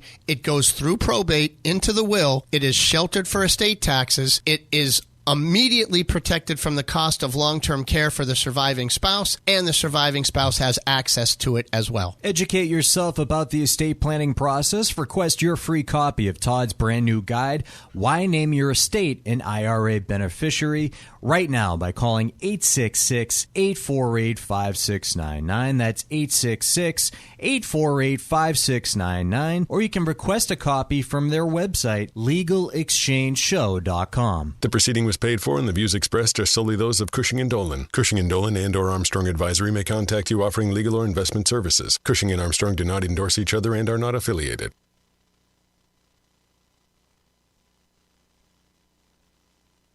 Time now for Wall Street Watch. A complete look at what's moving markets so far today, right here on the Financial Exchange Radio Network. Well, markets are a little changed, edging higher to kick off a new week after the Fed reduced interest rates last week. Investors are also weighing the looming threat of a potential government shutdown after a bill was rejected on Friday. And later this week, we'll get another look at inflation when the Personal Consumption Expenditures Price Index is unveiled. Right now, the Dow is edging higher, about 32 points higher, almost 0.1%. S&P 500 is up 11 points, nearly 0.2%, and the Nasdaq is up nearly 0.3%, or 58 points higher. Russell 2000 is mostly flat. 10-year Treasury yield flat as well at 4.145%, and crude oil down about 0.33%, trading at $62.45 a barrel. Some merger news in the real estate space this morning after Compass agreed to acquire Anywhere Real Estate for $1.6 billion. Compass down about 11%, while Anywhere Real Estate stock is surging about 52%. Meanwhile, Pfizer agreed to pay up to $7.3 billion for obesity drug maker Metsera. Pfizer stock is climbing over 2%. Elsewhere, the Washington Post is reporting that the Trump administration plans to announce today that pregnant women's use of Tylenol is potentially linked to autism. Shares in Tylenol parent company Kenvue is sinking about 7%. Fox up about 1% after President Trump yesterday said the Murdochs are likely to be involved in the deal to save TikTok in the U.S. Morgan Stanley upgraded Applied Materials to overweight from equal weight, where the bank noted that the chip maker trades at an attractive valuation relative to peers. Applied Materials shares are up about 3%. I'm Tucker Silva, and that is Wall Street Watch. And in the previous segment, we asked you the trivia question. Which NBC sitcom was Lisa Kudrow on simultaneously as Friends? That would be Mad About You. Our winner today was Tara from North Brookfield, Mass., taking home a Financial Exchange Show t-shirt. Congrats to Tara. We play trivia every day here in the Financial Exchange. See complete contest rules at financialexchangeshow.com. Return to office. Seems like it's been in the news just about everywhere in the last year or so. My running theory is, hey, this is how companies are trying to get people to quit so they don't have to do layoffs. Whether it's JP Morgan, Amazon, plenty of them have been either eliminating their remote work policies or reducing them in meaningful ways here and there. The interesting thing is that according to the data that is out there, you're not really seeing a net increase in corporate attendance. So what gives? Yeah, I don't know. I would have... I guess the answer to me is, yeah, you've had some big public announcements, but either they didn't have teeth and they're not enforcing them, or, Microsoft is a big employer, but they're just not enough to move the needle on the national story here. Your take? No one actually...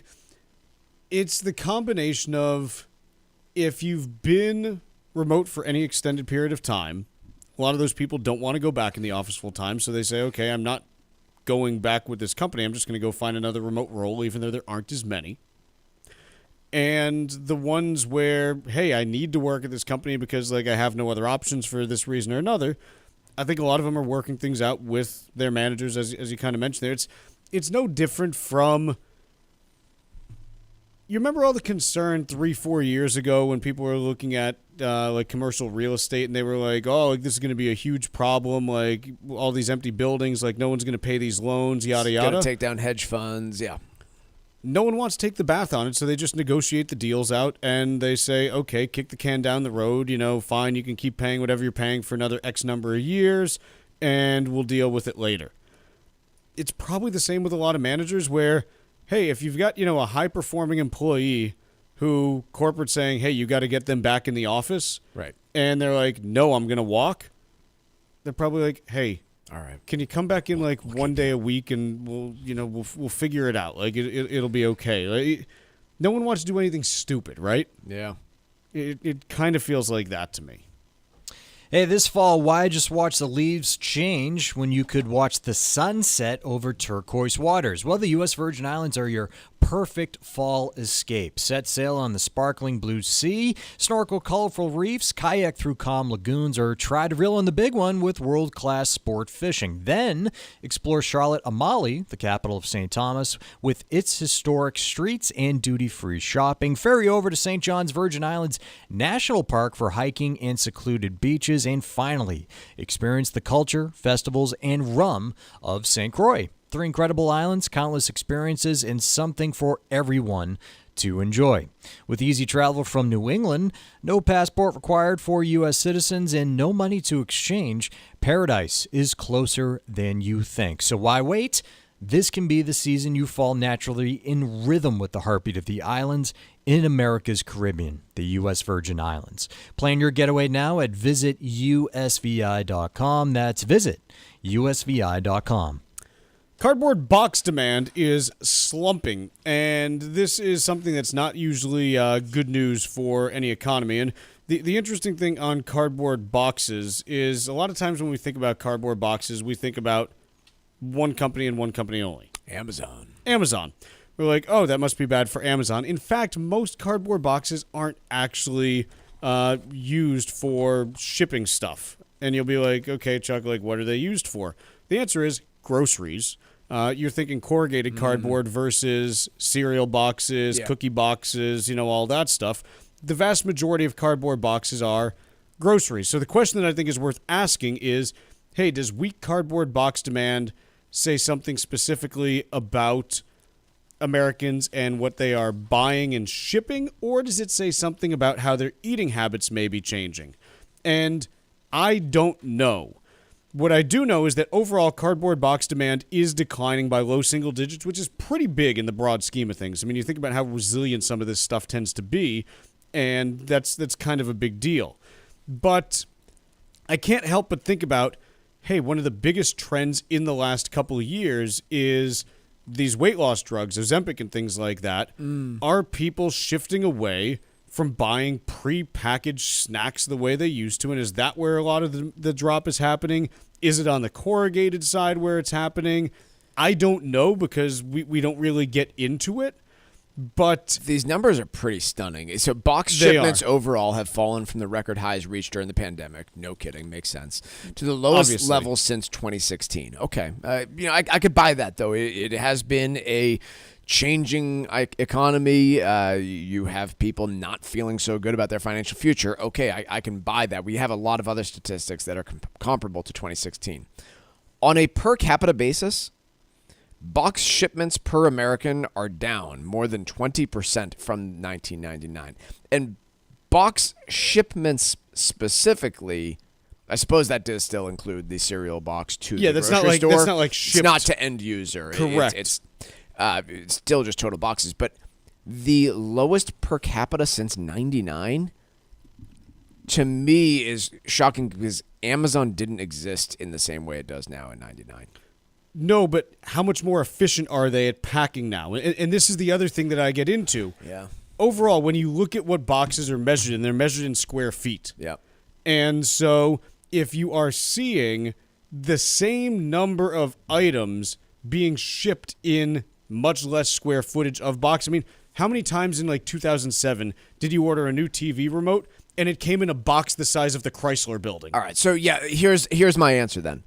Year-over-year declines in box shipments is a tell about the economy overall. 20-year changes in box shipments tells you nothing.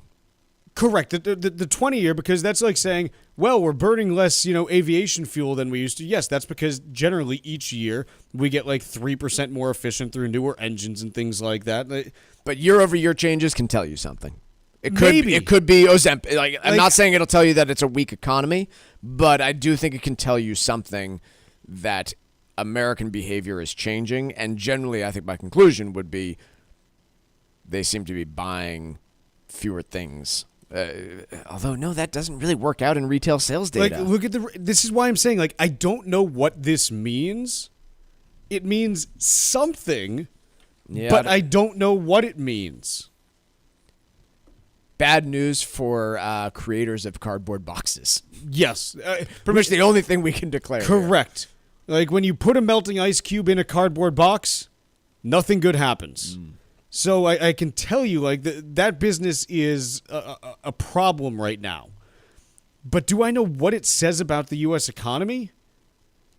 I really don't. I'm kind of confused about it because you can see why you would have bet on the other side of this trade, by the way, right? Totally. You would be like, everyone's going to be buying more and more stuff. If you had asked me in 2015, where is demand for cardboard boxes going to go? Up. There would only be one answer, and it'd be way up. And it would have been dead wrong. Yeah. So I don't know what this means, but it means something, which should also be the motto of our show. I don't know what this means, but it means something. Yeah. Yeah. Put it on a shirt. We'll do it up. Let's take a quick break. When we come back, it's time for Stack Roulette. The Financial Exchange Show podcast drops every day on Apple, Spotify, and iHeartRadio. Hit that subscribe button and leave us a 5-star review. You're listening to the Financial Exchange Radio Network. Mark Vonner is the CEO of Veterans Development Corporation. Mark faithfully served his country from 1981 to 1984, and we're thrilled to have him as a partner and presenting sponsor of the DAV 5K Boston. Mark comes from a proud military family that includes his father Victor and brother Timmy. Mark talks often about how serving his country was one of the greatest achievements of his life, and it's one of the main reasons he chooses to give back to this special community. Mark is honored to continue the legacy that his father started when he built Veterans Development Corporation. Working to help many disabled veterans and their families has become a lifelong goal for Mark, and it's why he's taken the time to fully support the Disabled American Veterans Department of Massachusetts. You can join Mark and help our great American heroes today by making a donation to support the DAV Department of Massachusetts. Please visit DAV5K.Boston. That's DAV5K.Boston. Every dollar you've saved in retirement accounts and life insurance tells a story of hard work, smart choices, and the future you envision for your family. One way to help that story end well is to make a beneficiary choice that does more. This month's free guide from Cushing & Dolan, IRA and life insurance planning, estate tax strategies, and nursing home protection explains how naming your estate as the beneficiary of your IRA or life insurance can add a layer of tax efficiency and nursing home protection while still allowing your spouse access when it matters. It's about keeping more of what you've built working for your loved ones now and in the years to come. Get your free copy today by calling 866-848-5699. That's 866-848-5699. Or you can request it online from our website, legalexchangeshow.com. The proceeding was paid for and the views expressed are solely those of Cushing & Dolan. Cushing & Dolan and or Armstrong Advisory may contact you offering legal or investment services. Cushing & Dolan and Armstrong Advisory do not endorse each other and are not affiliated. New Englanders love the Caribbean, and now there's a Caribbean travel channel available for you to learn all about Caribbean culture while you're planning your next trip to your favorite island. The TravelShareIt.com marketplace is loaded with information about the arts, festivals, food, and music throughout the Caribbean, and is an interactive website featuring daily travel deals to any island of your choice. Book your next Caribbean vacation on the most comprehensive travel channel for the islands, TravelShareIt.com. That's TravelShareIt.com. This is Michael Valila, Adjutant of the Disabled American Veterans Department of Massachusetts. We focus on the people returning from service, not their specific illness or injury. Our number one goal is to make sure our veterans have the necessary services they need, be it physical, emotional, or financial, so that their transition can be seamless. You can help our great American heroes as well by making a donation today by visiting dav5k.boston. That's dav5k.boston. It happens all over Massachusetts. In every home and every community. Be careful on your bike. Learning can happen anytime, anywhere. We'll see you at practice this weekend. And no matter how learning takes place in your family's life, DESE is there as your partner. The Massachusetts Department of Elementary and Secondary Education. Never stop learning. Find out more at mass.gov/back-to-school. Sponsored by the Massachusetts Department for Elementary and Secondary Education. Cardiovascular disease is the #1 killer of women, taking the lives of 1 in 3. That's more than all forms of cancer combined. For too long, heart disease and stroke have taken the lives of the women we love. But we're not giving up because we have something better, stronger, more powerful. We have each other. When we come together and go red, the more power we have against our greatest health threat. Visit GoRedForWomen.org today to learn more.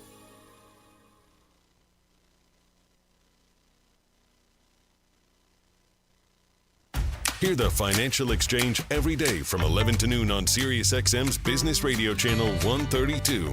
Keep it here for the latest business and financial news and the trends on Wall Street. The Financial Exchange is now live on SiriusXM's Business Radio Channel 132. This is the Financial Exchange Radio Network.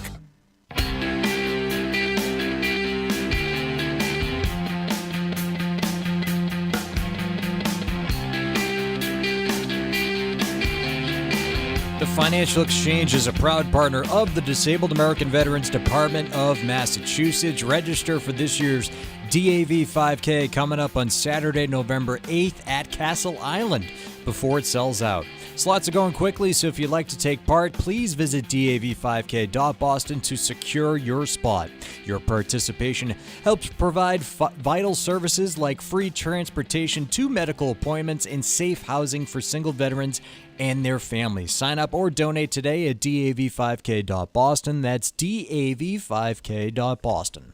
Michael, what have you for Stack Roulette? Millennials are stuck in an old, lazy story. Here's the piece from Bloomberg, basically making the point that the narrative about millennials where they couldn't afford anything, they were bad with money, and everything was stacked against them, but mostly that they were lazy and bad with money, has once again proven to be, maybe it was true, but it hasn't affected their ability to move on in life. Here are some statistics about the average American millennial these days. 55% own homes. They're now nearly a third richer than baby boomers were at a similar point in their lives. Millennials own $1.35 for every dollar boomers did at the same age. I guess that's not inflation adjusted. That is inflation adjusted. That's inflation adjusted. Okay. Millennial households' average net worth around $90,000 in 2016, now estimated to be around 4 times that size. So, again, what we've basically found is all these doomsday stories about how millennials were going to completely shake everything up from a demographic standpoint and wealth perspective have been flipped on their head once again. And I found this one interesting because I was just at a conference, and one of the pieces that was being talked about was Gen Z and how different they are and how they don't like to stay in the same job for long. And I just... Wait a minute. Is that the millennials music I hear? I took a step back and I said, guys, this is the exact same thing they said about my generation. Guess what? There are a bunch of 20-something-year-olds that don't have families, don't have big paying jobs, and don't own homes yet. Give it a decade, and I bet they're going to want to stay in jobs for longer, get stability from benefits, and completely contradict everything that you're talking about, saying about them right now. Because this is how it always is. Always how it is. So I would just encourage everyone to be very suspicious of any publication telling you that this generation's different in some... They are different. Of course they're different. They listen to different music. They wear different clothes. Even those things repeat themselves. But when they get to their mid-30s and start having kids and careers, I'm betting that they look a lot like millennial generation did, and then Gen X before that and boomers before them. Oh, you mean the boomers that were all the hippies going to Woodstock? Right. This is the thing. Always the case. 23-year-olds are going to 23-year-old. That's what they're going to do. And if you're just going to see every new generation of 23-year-olds coming through and be like, oh, they're lazy and they can't do any work and they're not, serious people. None of us were serious people at 22. Not consistently, at least. I mean, most of us pretended to be for a while, but when you're 22, a lot of dumb stuff is done by you. I think there are some legitimate truths and differences between these generations. I've seen some pretty compelling stuff baby boomers are far more reliant, for example, on in-person institutions they can visit in person, whereas younger generations don't put as much of an emphasis on that sort of thing. And so there are some differences that I think are out there, but even that's just mistaking the difference is in the means, not in what's actually being done. And what I mean by that is every generation has the stuff that's kind of sacred to them, is the things that they remember from when they were 23, because those are your formative experiences. And so you think about it, and just as an example, when I talk to my parents about when they were growing up, they'd be like, oh yeah, to use the phone, man, when we were first young, we had party lines, and you would have to make sure that no one was on those, and then finally it was just okay, you're using the house phone, and you'd use the house phone the whole time. For you, me, and Tucker, we still remember dial-up internet, and if you were on the dial-up internet, no one could call the house. And that was the thing, and the way that you'd communicate wasn't on the phone, it was through AOL Instant Messenger, and now it's Snapchat and TikTok, and the tools evolve, but ultimately you're doing the same thing. You're just communicating or doing something through a different way. So I don't think there's any real fundamental difference between generations. It's just they use whatever tools are new at the time. Except for those Gen Xers. Those guys are screwed up. Who? See, that's the Gen X joke is that no one remembers the Gen Xers. And all the ones listening are like, oh, Chuck, well, you just remembered us. I did. I appreciate you. Thanks for listening. I also want to say one thing about millennials and this piece here. It's talking about, how well they've done financially now. Fascinating chart that my buddy Brent Donnelly put together. He's my favorite Brent. And the S&P 500, its ratio on Friday from its 20-year low got above 10x. The S&P bottomed at 666 back in 2009, and it went over 6,600 in the last couple days. It's only the second time in history that the S&P 500 has 10x'd within a 20-year window. Oh, no. The only other time was the tech bubble. Again? When it 15x'd from its low. Okay? Oh, so you're saying we got a ways to go. We could have another 50% from here. Who knows? But the point that I make, millennials have been helped out by a generational market over the last 15 years where both stock and real estate. Even if it's just putting stuff into a 401k, you've been helped by that. And so the thing that I think you do have to be cognizant of, markets typically don't do that every 15 to 20 years. You need to think about, okay, if Gen Z is behind the 8 ball, they're probably not going to be assisted by the same thing. Let's take a quick break for the entire rest of the day. And we're going to see you tomorrow on the Financial Exchange. It'll be great.